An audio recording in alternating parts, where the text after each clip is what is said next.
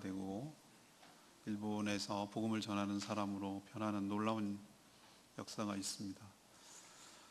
무엇이 그를 그렇게 변하게 했을까? 우리는 자꾸 부활을 죽은 후에만의 문제로 생각하는데 그렇지가 않습니다. 부활은 현재 나의 삶을 바꾸고 거듭나서 새로운 삶을 살 수 있도록 산 소망을 우리에게 주는 줄로 믿습니다. 부활은 미래의가 아니라 현재의 일이라는 거 여러분 기억하시고, 부활의 소망이 나를 바꾼다는 거 여러분 기억하시고, 지금부터라도 지금도 새로 태어난 것처럼 부활의 삶을 사는 저와 여러분 되기를 소망합니다. 많은 사람들이 교회만 나오면 저절로 전도를 하게 될 거라고 생각하는데 결단코 그렇지 않습니다. 한마디도 못합니다. 내가 그 부활을 확신하기 전까지는, 예수 그리스도의 죽음의 의미와 부활의 의미가 무엇인지 분명하게 내가 체득되기 전까지는, 또 부활하신 주님을 인격적으로 만나기 전까지는 다른 사람에게 복음을 전할 수가 없어요. 그건 진정으로 전하는 게 아니에요. 그냥 흉내내는 것이죠. 예수 그리스도의 죽으심 그리고 부활은 이 복음의 가장 핵심 중의 핵심이에요. 나를 위해서 죽으시고 내가 다시 태어날 것, 다시 살아갈 것, 부활할 것을 위해서 증거로 다시 부활하셨다는 예수 그리스도의 죽음과 부활은 우리가 믿고 우리가 전하는 복음의 코어예요. 핵심이라고요.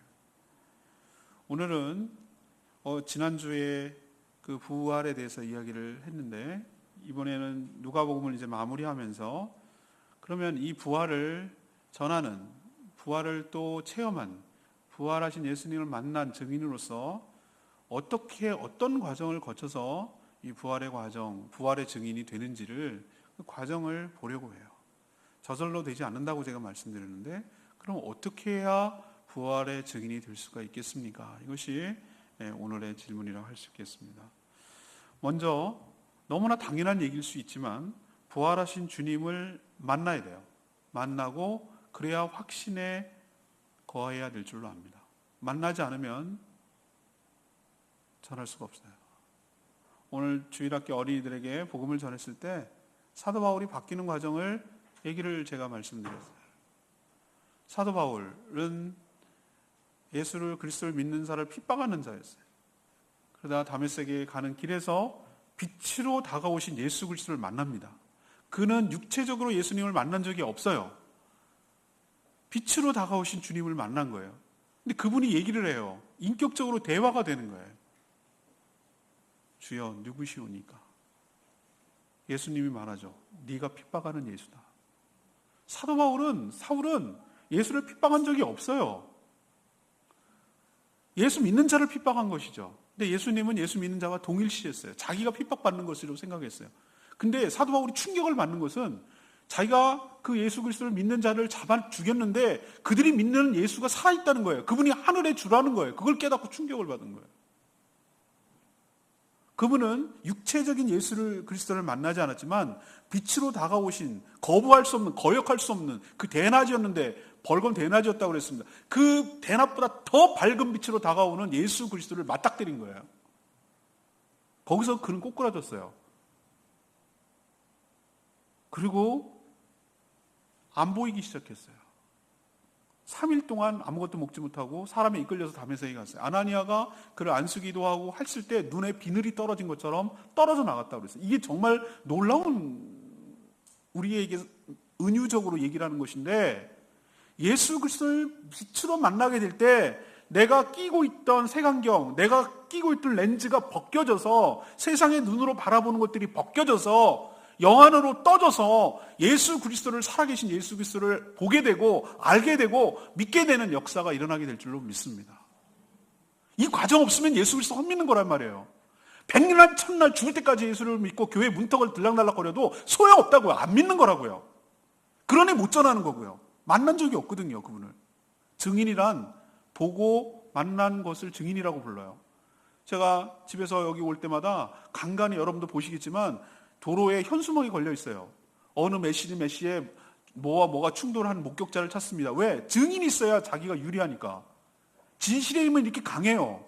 근데 보지 못한 사람이 거짓말로 얘기하는 것을 위증이라고 해요. 요즘 위증을 밥 먹듯이 하는데 위증 굉장히 무거운 죄예요. 근데 갈릴레오 그랬잖아요. 그래도 지구는 도는데, 태양을 도는데. 왜? 진실을 믿으니까. 자기 봤으니까 그거를. 우리가 부활하신 예수 그리스도를 전할 수 있는 가장 강력한 힘은 뭐냐면은 부활하신 주님을 만나는 거예요. 그분을 만나야 돼요. 인격적으로 1대1로 만나야 돼요. 그분이 살아계심을 느껴야 돼요. 사도바울처럼 우리가 육체로 다가오지 않아도 돼요. 그 빛으로 다가오신 그 인격체가 나와 또 다른 인격체가 계시다는 것을 내가 알게 되고 믿어지고 체험이 돼야 돼요. 그래야 전할 수가 있어요. 그게 안 되면 못 전하는 거예요. 여러분, 살아계신 주님, 부활하신 주님을 만나는 역사가 있게 되기를 바랍니다. 그래야 증인이 될 수 있으니까. 너무 당연한 얘기인데 제자들이 어떻게 바뀌었는가? 예수님이 부활하셨다는 얘기를 간간히 막 소문이 들리기 시작하더니 목격자가 막 속출하는 거예요. 처음에는 무덤가에 갔던 여인들이 봤다는 거고, 그 뒤에 이제 베드로에게 나타났고 엠마오로 가는 두 제자에게도 나타났어요. 이제 하나씩 나타나서 자기들끼리 모여가지고 이러니 저러니 만났느니 이런 얘기를 막 해요. 근데 이들이 처음부터 그런 얘기를 믿었는가? 안 믿었어요. 여전히 의심을 했어요. 이게 인간의 모습이에요. 우리의 모습이기도 하고 너무나 자연스러워요. 어떻게 사람이 살아나? 말도 안 되지. 그게 말이 되는 얘기냐?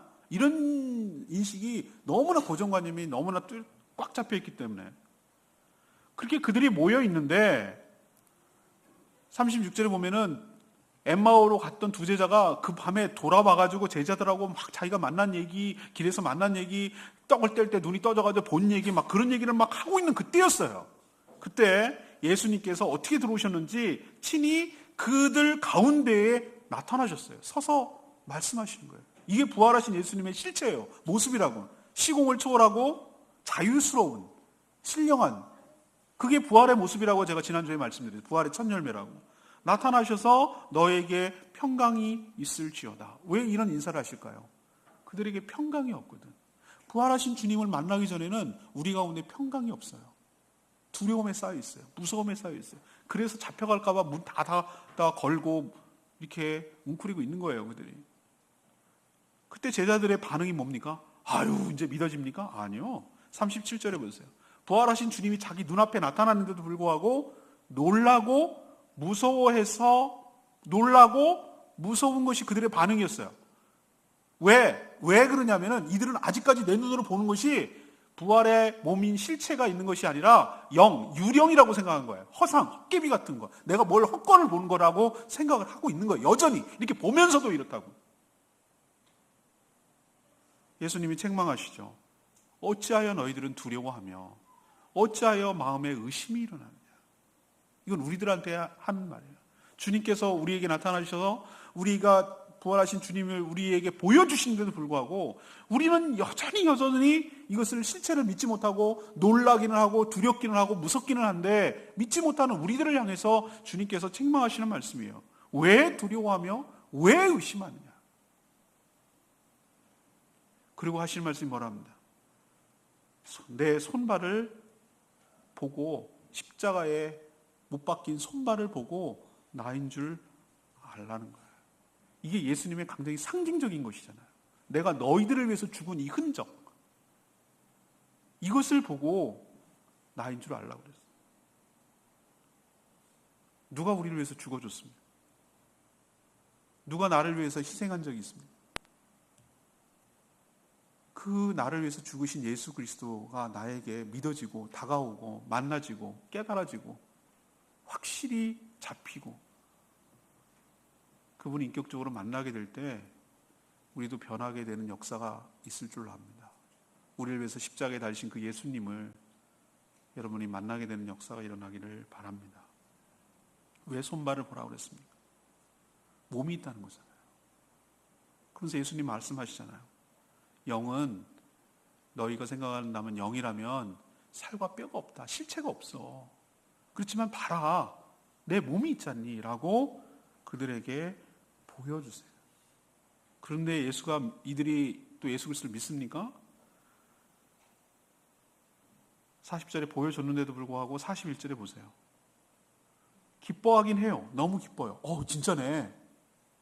이분 이 얼마 전에 3일 전에 있었던 그분이네 라고 기쁘지만 아직도 뭐 하지 못하고 믿지 못하고 놀랍게 여겨요. 우리들의 얼마나 끈질긴 이 불신이 우리 가운데 얼마나 사로잡고 있는지를 보여주고 있는 것이죠. 그럼 예수님이 포기해라. 됐다 했어. 아유 없던 걸로 하자. 아유 내가 이것들을 데리고 하고 그냥 갔습니까? 아니에요. 저 같으면 그랬을 것 같아요. 어떤 걸로 하자. 아유 이것들 보여줘도 안 믿고 이렇게 할 것 같은데 주님은 그렇게 안 한다고요. 끝까지 우리를 믿도록 설득하고 우리에게 보여주시고 우리가 확신에 거할 수 있도록 우리에게 다가서시고 참아주시고 인내하시고 기다려주시고 확신에 거할 때까지 우리에게 말씀하시는 주님이신 줄로 믿습니다. 그러자 이번에는 뭐라고 하세요? 여기 먹을 것이 없느냐? 갑자기 배가 고프셔서 그렇습니까? 아니에요. 이건 다분히 의도적이에요. 왜 먹을 것이 있느냐 그러냐면은 유령은 뭐 먹을 게 없고 먹지를 않아도 되거든. 육체가 있어야 무엇을 먹는 것을 보일 수 있거든. 그래서 그들이 구운 생선 한 토막이 있어서 예수님께 드렸더니 알았어 내가 챙겨가서 먹을게 라고 하지 않고 42절에 받아서 그들이 보는 앞에서 그것을 뭐하니라? 잡수셨다고 그랬어요. 먹었다는 거예요. 이 얘기는 왜 이렇게 하냐면은 이건 다분히 의도적이에요. 부활하신 예수님이 유령으로 존재하지 않고 몸으로 존재한다는 것을 그들이 인식시키고 믿어지게 하려고 이런 주님이 설득하는 과정을 거치고 있는 줄로 믿습니다. 왜? 그래야 증인이 되니까. 확신해야 증인이 되니까. 믿어줘야 증인이 되니까. 만나는 것을 확신해야 저분이 살아계시고 육체로 계시다는 것을 확신해야 자신 있게 전하니까. 제가 설교 시간에도 지난번에 말씀드렸지만 세일즈맨의 영업사원의 가장 큰 무기가 뭔지 아세요? 자기가 팔고 있는 무기에 대한 자기가 팔고 있는 물건에 대한 확신이 있을 때 자신이 있어요. 원래 자신이 없고 자기 제품에 대해서 여러 가지 하자가 있고 다른 데에 비해서 경쟁력이 떨어지고 이렇다라고 하면 자신이 없으면은 말이 화려해지고 다른 것에 더 퍼포먼스가 강해요. 근데 이 제품에 대한 확신이 있으면 다른 거 필요 없어요. 그냥 너무 자신만만해. 그 자체가 마케팅의 가장 큰 중요한 마케팅이에요. 너 자신 있거든. 이건 진짜거든. 이건 사실이거든. 이건 너무나 분명하거든. 그러니까 당당하게 가서 누구든지 떳떳하고 당당하게 얘기해요. 다른 거 뭐 이것저것 마케팅 할 필요 없어요. 그 자체, 제품 자체가 확실한 마케팅 방법이에요. 내가 예수 그리스도, 부활하신 예수님을 분명히 봤다, 만났다, 그분은 확실한다 라고 내가 확신이 들면 그것보다 더 확실한 복음 증거는 없어요. 우린 자꾸 복음을 갖다가 어렵게 생각하고 막 교리적으로 어떻게 하고 뭐 사형리가 어떻고 뭐가 어떻고 이렇게 생각하니까 너무 어렵고 힘든 거예요. 증인은 그렇지 않아요. 증인은 누구도 될 수 있어요. 목격자는 누구도 될 수 있어요. 본 사람이면 돼요. 거기서 학력 따지지 않아요. 나이 따지지 않아요. 남녀노소 따지지 않아요. 교통사고 현장에서 본 사람을 찾는 거예요. 우리 예수 그리스도께서 여러분에게 증인으로 만드실 때 여러분에게 무엇을 요구하잖아요. 뭘 요구하냐면은 부활하신 나를 만난 것을 확신하라 이거예요. 그 만남을 갖다가 확신해야 돼요. 그래야 우리도 복음을 전할 수가 있는 것이에요. 화려한 말기술이 아니에요. 복음 전하는 것은. 제가 보면은 오랫동안 예수 그리스도 믿는 사람이 복음 전하지 않더라고요. 잘 힘들어요. 사람도 제한되어 있고. 근데 어떤 사람이 분명하게 복음을 전하냐면 내가 확신한 사람, 내가 분명히 예수를 믿고 만난 사람, 그 사람이 전하더라고. 왜? 내가 아니까, 내가 믿었으니까, 내가 봤으니까, 내가 만났으니까, 내가 바뀌었으니까. 그분을 만나서 내가 바뀌었으니까.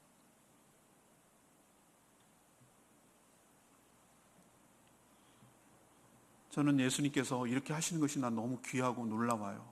이렇게 불신하고 이렇게 믿지 못하고 기뻐하면서까지 끝까지 의심을 하는 이들을 포기하지 아니하시고 계속해서 집요할 정도로 찾아주시고 설득하시고 만나주시고 증명하시고 그래서 우리가 확신에 거할 때까지 계속 다가서시는 주님의 은혜로 우리가 부활의 증인으로 바뀌어지게 되는 줄로 믿습니다.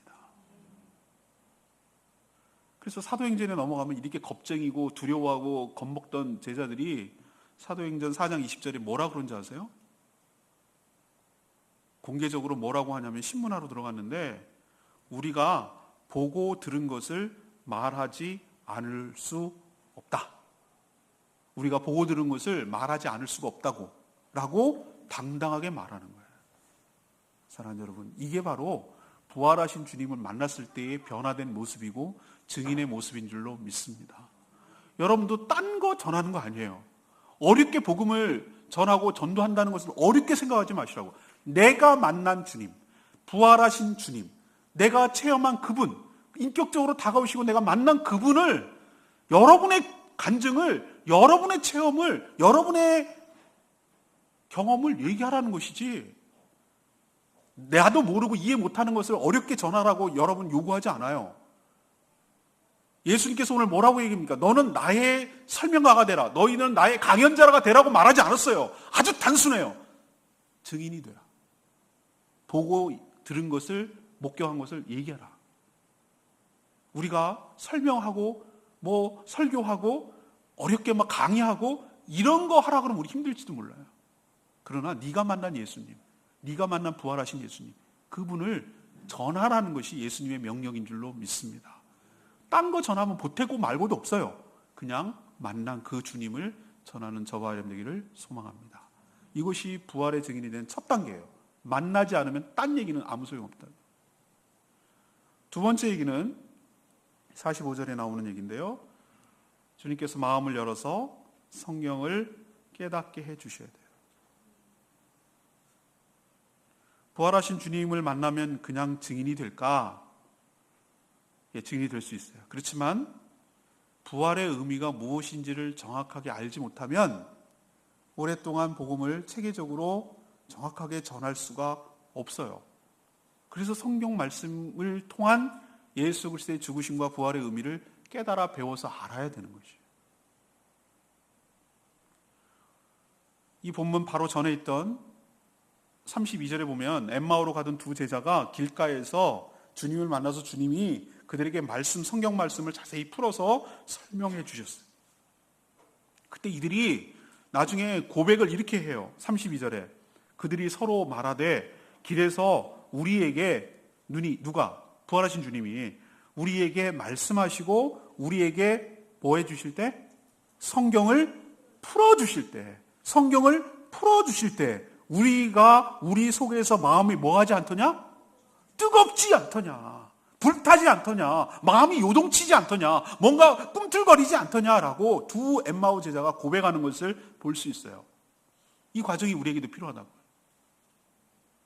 그래서 이 부활하신 주님께서 제자들에게 음식도 먹으시고 십자가에 보여주시고 못자국도 보여주시고 한 다음에 그 다음에 하신 조치가 뭐냐면은 성경을 깨닫게 해주시는 작업을 하는 거예요. 그게 44절에 나와요. 또 이르시되 내가 너희와 함께 있을 때 가르쳐준 거 기억나지? 모세의 율법, 이 구약 성경을 지칭할 때 이런 표현을 쓰거든요. 모세의 율법, 선지자의 글, 시편. 이것이 구약 요소의 세 요소예요. 이걸 통칭 우리는 그냥 구약이라고 불러요. 구약에 기록된 자신, 메시아에 관한 기록, 이 모든 것들이 그래서 이루어진 거야 지금. 이게 우연한 일이 아니고 나의 죽음과 부활이 우연한 일이 아니고 놀랄 일이 아니고 이미 구약에 예언됐던 것들이 다 성취되고 이루어진 거라고 설명을 해주셨어요. 예수님께서. 이 의미를 설명해 주는 거예요. 그러고 나서 46절에 보면은 너희들은 자꾸 메시아 그리스도가 왕으로 오시고 군림하는 예수 메시아를 자꾸 생각하는데 그게 아니고 먼저 영광을 받기 전에 그리스도가 고난을 받아야 된다. 십자가에 죽기까지 고난을 받고 3일 만에 죽은 자 가운데서 다시 살아나야 된다고 성경에 예언되어 있지 않냐라는 것도 설명해 주시고 또 그 예수 그리스도를 믿는 자는 죄사함을 받는 회개가 예루살렘에서부터 시작해갖고 모든 족속에게 전파되어 나갈 것도 이미 계획되어 있고 하나님의 구속사역 가운데 플랜 가운데 하나라는 얘기를 성경을 풀어주시면서 설명을 해주셨어요.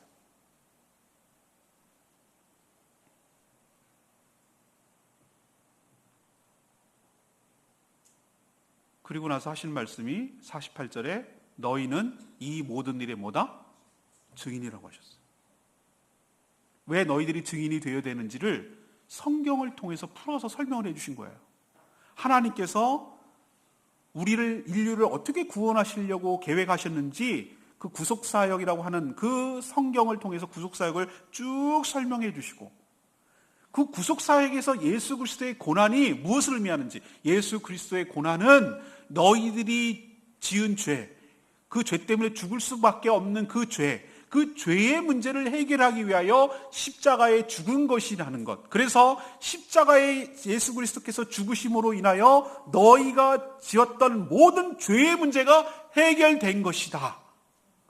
이걸 설명하는 것이고, 그럼 부활은 뭐냐? 부활은 바로 너희들이 죄 때문에 죽을 수밖에 없었던 그것, 죄의 문제를 해결하여 줌으로 너희들이 죄의 결과인 죽음의 문제를 해결되었다라는 것을 보여주기 위하여 부활한 것이다. 그러면은 너희도 십자가 예수 그리스도를 믿는 순간, 자신이 죄인임을 고백하고 회개하고 예수 그리스도를 믿는 순간, 예수님의 십자가에 죽으신 그 십자가의 효력이 네가 죽은 것으로 동일시되고, 예수 그리스도의 3일 만의 부활이 너의 미래의 부활에 동일시되는 줄로 믿는다.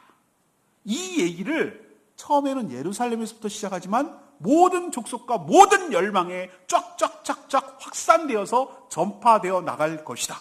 이것이 하나님의 구원 계획이에요. 이거를 부활하신 주님을 만났다고 해서 깨닫지는 않아요. 부활하신 주님을 만난 것은 확신하지만 이것을 전하기 위해서는 이 죽음과 부활과 하나님의 구원 계획과 전도 계획을 말씀을 통해서 깨닫게 될 때, 그리고 결정적으로 이 일에 너희들이 증인이다라고 말하는 것은, 너희들을 이렇게 체험하게 하고 이 성경을 깨닫게 하는 이유가 이 복음이 전 족속으로 확산되기 위한 증인을, 하나님의 증인으로서 너희들이 사용하겠다는 하나님의 계획이다라는 것을 인식시키려면, 설득시키려면 이 성경 말씀을 통해서 쭉 설명할 수밖에 없는 거예요. 그리고 이 설명이 다 끝난 후에 예수님이 48절에 하잖아요. 이 모든 일에 너희들은 증인이라는 얘기는 너희들에게 사명, 미션을 부여한다는 뜻이에요. 이 말은, 증인이란 말은 너희가 앞으로 살아가야 될 사명이 무엇인지를 보여주고, 또 너희들이 어떤 사람인지 정체성, 너희들이 예수 그리스도의 증인으로서 살아가야 되는 정체성과 너희들이 해야 할 사명이 평생 동안, 일평생 동안 해야 될, 이렇게 나를 부활하신 주님을 만나게 하고 성경을 풀어준 이유가 이 부활한 복음, 이 모든 사람을 구원하기 위한 복음을 전하는데 너희들을 사용하려고 너희들을 부른 것이니 이 모든 일의 증인이 되라고 주님께서 말씀하고 계신 줄로 믿습니다. 우리도 동일해요. 왜 예수 그리스도를 믿게 할까?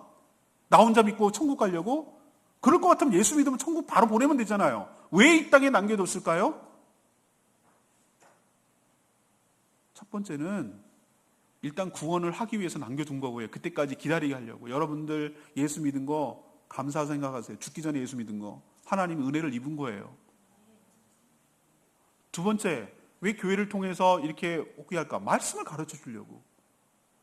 말씀을 가르쳐 주는 핵심은 그거예요. 여러분들을 주의 일꾼으로, 일꾼이라고 하면 뭐 교회 봉사하고 쓸고 닦고 개념이 아니라 가장 중요한 일꾼은 뭐냐면 이 증인의 삶을 살게 하는 거예요. 복음을 전하고 생명을 구원하는 일. 너 혼자 이기적으로 너밖에 모르고 그냥 죽지 말고 네 주변에 아직도 이 사실을 모르고 죄에 아까운 데 살다가 죽어가는 그 불쌍한 인생들, 너랑 똑같은 인간들 가서 복음을 전하라고. 근데 그러기 전에 네가 어떻게 복음을 전해야 되는지, 이 십자가의 죽음과 부활의 의미가 뭔지를 말씀을 통해서 잘 깨달아 알으라고. 그 작업이 필요하다고. 그래서 죄종을 통해서 여러분들이 말씀을 훈련받고 설교 시간에 말씀을 듣고 하는 이유가 뭐 때문에 그러냐면은 이 말씀이 하나님이 어떻게 인류를 구원하시기 위한 것인지 구속사역에 대해서 이해가 있어야 되는 것이에요. 그래야 마음이 열리고, 그래야 말씀을 깨닫게 되어서 마음이 뜨거워져서 이 구령의 열정에 불타서 이걸 전하지 않으면 안 되겠다라는 정말 마음의 그 막 움직임이 있어서 여러분도 복음을 전하게 되는 것이지, 그냥 부활하신 주님을 안다고 그냥 교회 나왔다고 전하는 게 아니에요. 제가 말했잖아요. 우리 금요일마다 우리 어린이들 학교 앞 전도 떡볶이 하는데 그 대사가 아직도 귀에 쟁쟁합니다. 우리 어린이들한테 설교 시간에 얘기했어요. 여기 사무실에 앉아있으면 여기 올 때 막 불러요. 빨리 와, 빨리 와. 이제 얘네들이 하는 얘기예요. 1, 2, 3학년 애들이. 빨리 와. 그래서 왜 빨리 오냐면 떡볶이 공짜야. 떡볶이. 그리고 옆에 있는데 진짜 맛있어. 진짜 맛있어. 맛있다 이거지.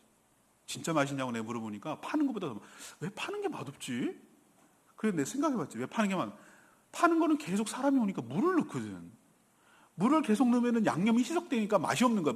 맛의 균일함이. 우리는 한 번 하면은 거기다가 넣는 게 아니라 그냥 그걸로 끝이잖아요. 그러니까 맛이 똑같은데 아마 그래서 맛이 없다고 그럴까? 아니면은 돈을 내니까 아까워서 그런가? 공짜로 먹으니까 더 맛있나? 아무튼 제가 얘기 드리려고 싶은 것은 떡볶이 금요일 날 이 연동 소부교회 가면 떡볶이 먹는다는 것은 얘네들 세계에서는 복음이에요. 복음. 이 맛있는 떡볶이를 공짜로 먹는다. 자, 그러면은 이렇게 생각하는 거예요. 진짜로 친한 애들, 진짜로 내가 얘를 아끼는 애들은 뭐라고 얘기하십니까? 너만 알고 있어. 너 떡볶이 거기 그날 가자. 라고 1, 2학년 애들은 얘기를 하는 거예요. 자기가 먼저 먹어봤거든. 그리고 이 공짜라는 게 확신이 들거든. 그게 사실이거든. 그러니까 이 좋은 소식을 자기의 가까운 사람들에게 얘기하는 거예요. 이게 복음 전도예요. 사랑하는 여러분, 우리가 왜 복음을 전하지 못하냐면 일단은 맛을 못 봤기 때문에, 떡볶이 맛을 못 본 거기 때문이기도 하고, 또 하나는 이 좋은 소식은 누구에게나 해당된다는 거, 얘도 좀 혜택을 봤으면 좋겠다는 거라는 것을 얘기해주고, 먼저 정말 뜨거운 마음이 있어야 되는 거예요. 얘한테 꼭 전해줘야 되겠다. 이 좋은 소식을, 정말 이 기쁜 소식을 얘기해줘야 되겠다라는 그런 마음이 일어나지 않으면은 못 전해요. 주님께서 여러분들을 주님의 증인, 부활하신 주님의 증인으로 불러주신 줄로 믿습니다. 증인으로 삼기 위해서 먼저 하는 일은 말씀을 가르쳐 주는 거예요. 말씀을 깨우쳐 주는 거예요. 그래서 마음이 열어지고 마음이 뜨거워지도록 하나님께서 여러분의 삶을 인도해 가시는 줄로 믿습니다. 그러니까 여러분들은 말씀을 배워야 돼요. 말씀의 자리에 와야 돼요. 내가 이 말씀의 의미가 뭔지를 먼저 알아야 돼요. 그래야 확신이 들어요. 그리고 이 말을 정확하게 설명해 낼 수가 있어요. 그럴 때 남에게 부활의 증인이 될 수 있는 줄로 믿습니다. 마지막 세 번째는 무엇인가? 하나님으로부터 능력을 덧입어야 돼요. 49절에 뭐라고 그랬어요? 볼지어다 내가 내 아버지께서 약속하신 것을 너에게 보내겠다. 너희는 위로부터 능력으로 입혀질 때까지 이 성 예루살렘 성에 뭐하라? 머물러 있어라. 가지 마라. 어디 돌아다니지 마라. 다니지 마라. 도망가지 마라. 우리가 부활하신 주님을 만나고 성경을 알면 증인으로 살 수 있을까? 아닙니다. 이성적으로 머릿속으로 안다고 해서 증인이 될 수 있을 것 같아요? 못 전합니다. 자기 힘으로 되는 게 아닙니다. 그게. 해본 사람은 다 알아요. 전도가 자기 힘으로. 이게 말빨로 뭐 안다고 전하는 게 아니에요. 그런 마음이 안 생기고 오히려 그렇게 이성적으로 아는 사람일수록 그렇게 말하는 게 이렇게 하면 상당히 부담스럽지 않을까? 이런 얘기하면 저 상대방이 괜히 시간 뺏고 막 부담스러워하지 않을까? 막 이런저런 생각 때문에 쭈삣쭈삣하고 못합니다. 그럼 어떤 사람이 전하느냐? 능력을 입은 사람이 전하는 거예요. 그 능력은 뭐죠? 위로부터 내리는 능력이라고 했는데 이것도 하나님의 약속이라고 했는데 이것은 바로 그리고 왜 성을 떠나지 말라고 했을까? 그것은 이 부활하고 승천하신 뒤에 열흘 만에 오시게 될 오순절 성령 강림을 염두에 둔 예수님의 약속인 줄로 믿습니다. 주님이 올라가시면서 뭐라고 그랬어요? 내가 가야 너에게 유익이야. 약속하신 보혜사 성령을 내가 너희에게 보내겠다. 예수님이 부활하시고 나서 며칠 만에 승천하셨냐면은 40일 만에 승천하셨어요. 40일 만에. 그리고 성령 강림이 일어난 일은 50일. 그래서 오순절이 오순은 55 곱하기 열이거든요. 50일 만에 내렸어요. 그러면은 예수님이 부활하시고 승천하시고 난 뒤에 열흘간 기다려야 되는 거예요. 이게 믿음의 싸움이에요. 진짜 올까? 왜 떠나지 말라고 그랬을까? 잡혀 죽으면 어떡할까? 두 제자, 엠마오로 가던 두 제자처럼 그 성을 약속을 불신해서 이탈하면 위로부터 내리는 성령을 받을 수가 없다고. 그 성령이 임할 때까지 약속을 기다리고 약속을 신뢰하고 그 자리에 머물러 있고 기다려야 돼요. 믿음을 가지고. 그래서 약속하신 그 성령이 정말로 내게 덧입힐 때, 불의 혀같이 내려오시는 그 성령을 덧입게 될 때, 그게 하늘로부터 내려오는 하나님의 능력이라고. 그게 하나님의 약속이기도 하고. 그 성령을 덧입는 순간 이 누가복음의 후속편이라고 할 수 있는, 누가가 사도행전도 지었거든요. 그렇다고요. 예, 사도행전을 지은 사람도 이 누가복음을 지은 사람은 똑같은 사람. 이게 전편, 사도행전이 후편이에요. 우리가 성경을 이 사람이 쓸 때 이건 누가복음 이렇게 적은 사람 없어요. 사도행전 나중에 붙인 거예요, 이름을. 그냥 누가가 두 개를 쓴 거예요. 하나는 전편, 하나는 후편인데, 이렇게 겁쟁이고 의심하고 이랬던 자들이 성령을 받고 나서 완전히 180도 달라지는 거예요. 담대하게 베드로 보세요. 주 예수를 믿으라. 성전에 올라가면서 안전벨기를 이렇게 세우면서 내가 은과 금은 없지만 내게 있는 것을 너에게 주노니 주의 이름으로 일어나라. 와, 이 사람들이 완전히 달라졌어요.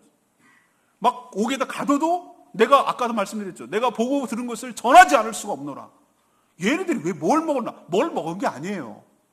하늘로부터 내려온 성령을 덧입게 된 줄로 믿습니다. 이들은 처음에 이 부활하신 예수님 만났을 때 모습을 보시란 말이에요. 만나기 전도 아니고 만났는데도 보고 기뻐하나 두려워하고 무서워하고 이게 벌벌 떨고 이랬던 그 사람들이 이 부활하신 주님을 만나고 이 약속을 부여받고 이 미션을 수여받고 승천하시는 주님을 목격하고, 그리고 50절에 뭐라고 그랬어요? 승천하시면서까지 그들을 하나님께서 네 알아서 해봐, 예수님 그러지 않고 그 순간까지 그들을 손을 들어 축복하여 주신 줄로 믿습니다. 이 사명을 감당하라고, 감당할 수 있는 능력을 주시겠다는 뜻이에요.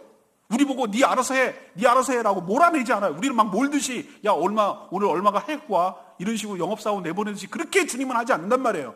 할 수 있도록 우리에게 능력을 부여하여 주시는 줄로 믿습니다.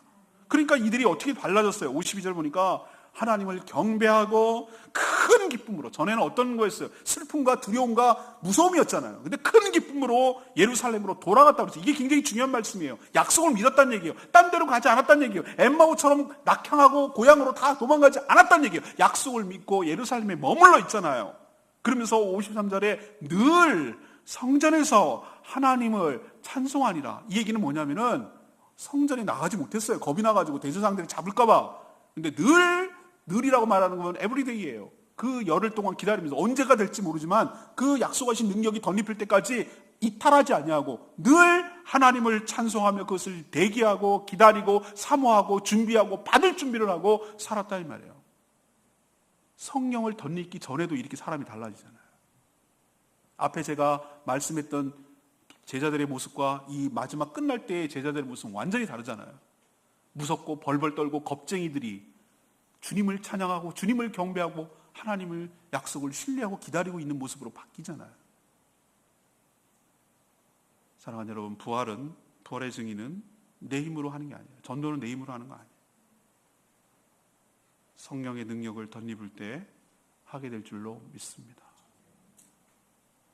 말빨 화려한 걸로 되지 않아요. 자꾸 말주변이 없다고 그러는데 그거 그 말 핑계예요. 말주변으로 하는 거 아니에요. 그냥 언어라도 돼요. 진솔하게 진실하게 내가 알고 있는 예수 그리스도, 내가 믿고 있는 예수 그리스도, 그리고 그 죽으심의 의미와 부활의 의미, 그것에 대해서 진솔하게 나눌 때 말씀 그 자체에 능력이 있는 줄로 믿습니다. 말씀이 진리이기 때문에 그 힘이 있어요. 엠마오로 가는 두 제자가 뭐라고 그랬어요? 그 말씀을 풀어주실 때 우리의 마음이 뜨겁지 아니하더냐. 말씀은 이렇게 내가 지금 말하고 있는 것이 여러분의 귀에 들려서 사라지는 그런 게 아니에요. 하나님의 말씀은 진리고 능력이 있어요. 그래서 우리 사람 마음을 움직이고 사로잡는, 사람 마음을 변화시키는 능력이 있다고요. 여러분이 성령의 능력이 사로잡혀서 이 부활의 증인으로서의 말씀 복음을 전하면 내가 하는 게 아니고 내 안에 계신 성령께서 그 사람에게 마음을 움직이고 마음이 뜨거워지게 하고 마음문을 열게 하고 눈을 뜨게 하고 해서 예수 그리스도가 믿어지는 역사가 있도록 여러분을 도구로 사용하실 뿐 여러분이 믿게 하고 안 믿게 하는 것이 아닌 줄로 믿습니다. 그러니까 부담 갖지 마시라고. 그리고 한 번에 믿어지면 좋겠지만 안 그럴 수도 있거든요. 몇 번 들어야 겨우 믿어지는 경우 있거든요. 그러니까 그냥 벽돌 쌓듯이 걱정하지 마시고 내가 오늘 한 장 놓고 누가 또 하나 또 놓을 거고 언제 하나 또 놓을 거고. 제가 그랬잖아요. 복음을 평균 32번 들어야 예수를 믿더라고.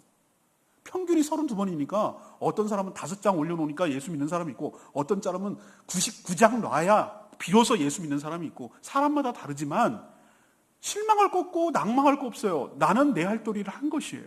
성령이 충만해서 내가 전해야 될, 내가 믿고 있는, 내가 알고 있는, 내가 깨달은 바 이 예수 그리스도의 복음, 부활의 증인으로서 삶을 살면 나머지는 성령께서 하나님께서 행하실 줄로 믿습니다.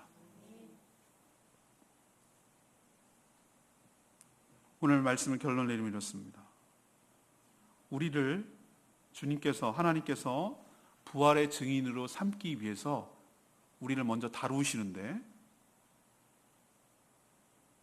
하나님의 열심히 여러분의 무지와 여러분의 고집을 꺾고 이겨내실 줄로 믿습니다. 여러분 하나님 못 당해요. 저 같으면 승질내서 아까 말씀드렸죠. 야 됐어 그만하자 이렇게 할 것 같은데 주님은 정말 인내를 잘하세요. 그리고 지혜로우신 분이에요. 우리같이 고집스럽고 우리같이 미련한 우리들을 설득하세요. 그리고 끊임없이 기다리시고 끊임없이 그 마음을 움직이시죠.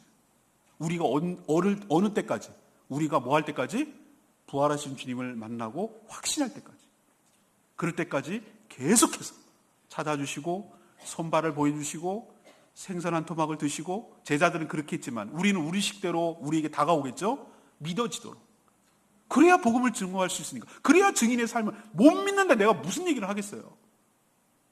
그러니 여러분을 신뢰하시고 하나님을 신뢰하시고 나에게 찾아오셔서 나를 설득하시고 나를 믿어지게 하시는 그분을 믿고 신뢰하고 그분을 만나는 저와 여러분 되기를 소망합니다. 그래야 증인됩니다. 두 번째는 주님께서 우리의 마음이 열리도록 성경을 풀어서 그 의미를 깨닫게 하여 주실 줄로 믿습니다. 우리가 증인이 되기 위해서는 말씀의 사람이 되어야 되는 거예요. 말씀 모르면 엉뚱한 거잖아요. 말씀을 제대로 모르면 이단 되는 거예요. 이단. 엉뚱하게 하는 말씀 풀이 한다고 신천지처럼 말씀 풀이 한다고 이상하게 막 만들어 놓고 자기 멋대로 하는 그렇게 넘어간단 말이에요. 말씀을 제대로 해야 되는 겁니다. 제대로. 그래야 우리가 능력 있게 자신 있게 복음을 전할 수 있어요. 여러분 말씀의 자리에 나오시고 말씀 배우는 것을 열심을 내시고 그래서 깨달아 아는 저와 여러분 되기를 소망합니다.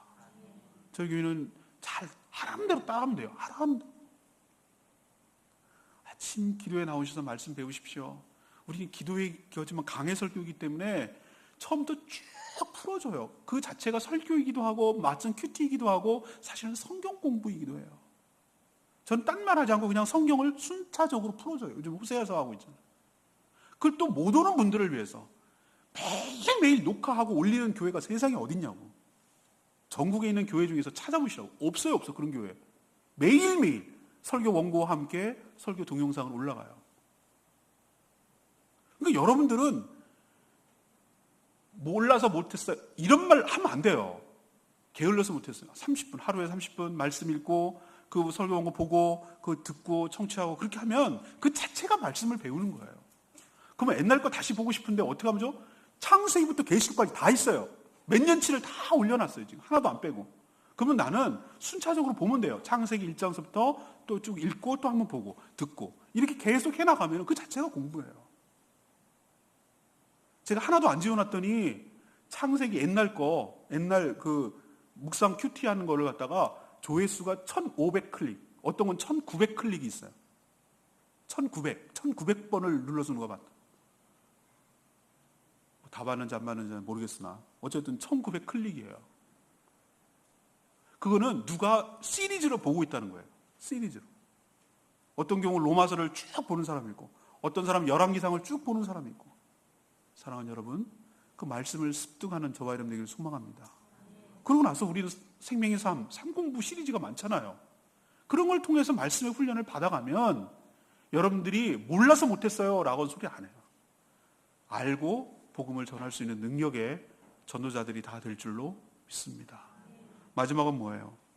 이제 오순절이 다가오지만 우리 성령 강림절이 이제 다가올 겁니다만 우리가 복음의 증인이 되기 위해서는 성령 충만해야 돼요. 성령 충만하지 않으면 내 힘으로 하려고 하면 이게 엄청 힘들어요. 굉장히 어색하고요. 이게 못하는 일이에요. 여러분 생각해 보세요. 아니 아무도 모르는 사람, 낯선 사람, 잘 알지도 못하는 사람 가가지고 예수 믿으라고 얘기를 하는 게 얼마나 이게 어려운 일입니까 사실은. 근데 어떤 사람에게 쉬워요. 왜 쉬울까? 내가 물어보면은 내가 하는 게 아니래요. 그냥 주님이 시키는 대로 왜 저 사람한테 괜히 마음이 간다 이거예요. 그래서 간대 그냥 이끌림에 따라 순종한대요 자기는. 가서 그냥 어눌하지만 내가 만난 예수님을 난 교리도 모르고 성경도 잘 모르니까 내가 만난 예수님을 진솔하게 얘기해 준대요. 내 체험이고 내 얘기니까 사람들이 믿어준다는 거예요. 그건 진짜니까. 그런 사람들이 오히려 더 복음 전도를 잘하더라고요. 사랑하는 여러분, 성령을 사모하시고 성령의 능력을 덧입도록 늘 기도하시고 성령의 능력을 힘입어서 능력 있는 주의 종, 주의 증인으로 부활의 증인으로 살아가게 되기를 간절히 바랍니다. 오늘 세 가지 말씀드렸어요. 오늘 질문은 뭡니까? 우리가 부활의 증인이 되기 위해서는 어떤 스텝, 어떤 과정을 거쳐야 됩니까? 이것이 오늘의 질문이에요. 첫 번째는 뭡니까? 부활하신 주님을 만나야 돼요. 만나야 된다고. 그분 살아계십니다. 부활하신 주님 살아계신 줄 믿습니다. 살아계시다고 그분이 내 눈에 안 보인다가 아닌 게 아니에요. 살아계신 그 주님을 만나야 돼요. 그분 만나지 않으면은 인격적으로 그분을 만나지 않으면은 우리의 신앙은 다 헛거예요. 거짓말이에요. 증인할 수 없어요. 이 첫 단계가 안 되면 안 돼요. 만나야 돼요. 그분을. 아직까지 주님을 못 만난 분 만나게 해달라고 간절히 기도하시고 사모하시면 주님이 여러분 가운데 찾아오세요. 그 두려움과 그 무서운 걸 다 걷어내시고 우리의 의심을 다 걷어내시고 뚜렷하게 마치 내가 악수를 하고 포옹을 하고 옆에 있는 분명하게 만난 것처럼 여러분이 만날 거예요. 그러니까 여러분도 만나는 축복 여러분 가운데 있게 되기를 원합니다. 다음 단계는 뭐예요? 말씀을 배워야 된다고. 말씀을 깨달아 우리의 마음이 열려야 돼요. 마음을 열고 말씀을 깨달아야 돼요. 부활의 의미가 뭔지, 예수 그리스도의 죽음의 의미가 뭔지를 알아야 돼요. 모르면 못해요. 여러분 말씀 충만한 증인이 되기를 원합니다. 마지막 세 번째는 뭡니까? 자기 힘으로 하려고 하면 안 돼요. 성령의 능력을 덧입어야 될 줄로 믿습니다. 성령의 힘을 입어야 돼요. 그 능력, 위로부터 내리는 능력, 그 능력을 덧입을 때 담대한 주의 증인으로 살게 될 줄로 믿습니다. 여러분 다 그렇게 되길 축복합니다. 오늘 말씀 붙들고 우리 찬양 우리는 모두 다 주님의 증인 이 찬양 부르고 기도하겠습니다.